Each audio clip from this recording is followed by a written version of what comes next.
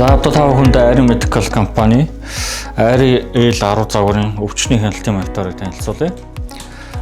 Тухайн бүтээгдэхүүн нийт 12 хэсгээс бүрдэнэ.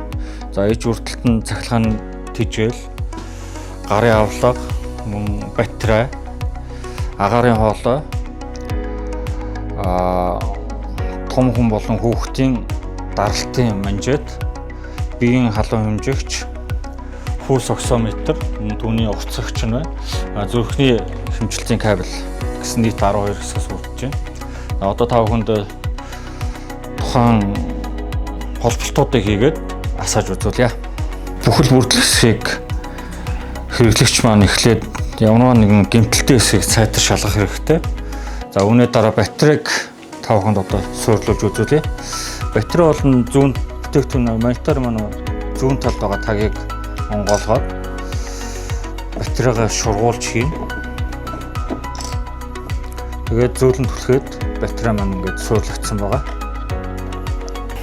За мөн баруун талд нь холболтуудын портууд байгаа.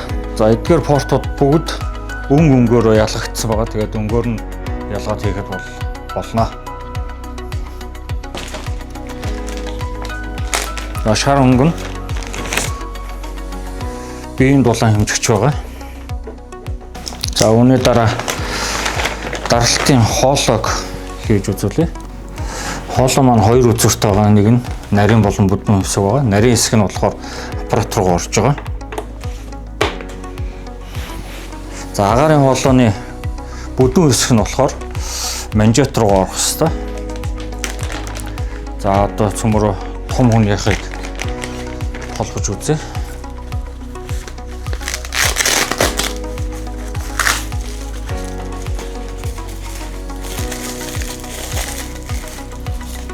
За манжет руу ордог хэсэг нь нарийн, нөгөө хэсэг нь агарын хоолойны хэсэг нь болохоор бүдүүн байгаа. За ингээд сайтар түлхээд төвжигдсэн байгаа. За дараа нь пульс оксиметрийн уртсагч кабелийг хийн. Та бүхэн харж байгаа бүгд өөр өөрийн өнгөтэй байгаа. Өнгөөр ялгагдаж орж байгаа. За мөн залгуур болгоны дээр сум байж байгаа сайтар ажиллах юм сумыг дандаа дээш нь харуулад чиг заасан шатанд холбож байгаа.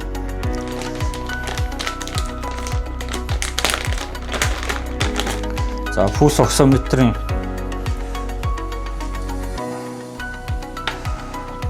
хуран суйрлагддаг хэсэг маань ингэж уртсагч кабелтэй байгаа. За энэ уртсагч кабелийг ингээд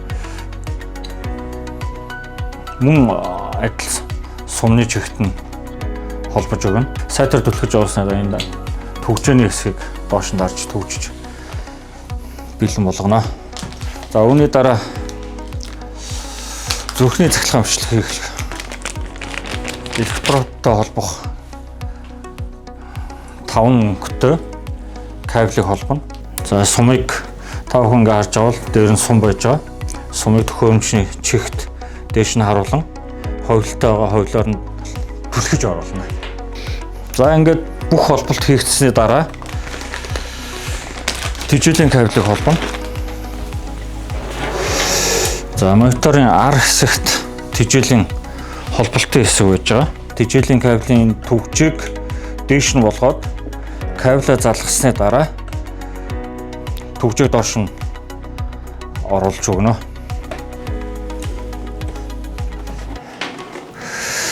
За тэжээл холбосны дараа урд нүүрэн хэсэгт ноон гэр ласж байгаа. За мөн on off товчлоо хамгийн доод хэсэгт байрлаж байгаа. Товчлуурыг дараад хяналтын монитор нь асаад ажиллахад бэлэн болж байна.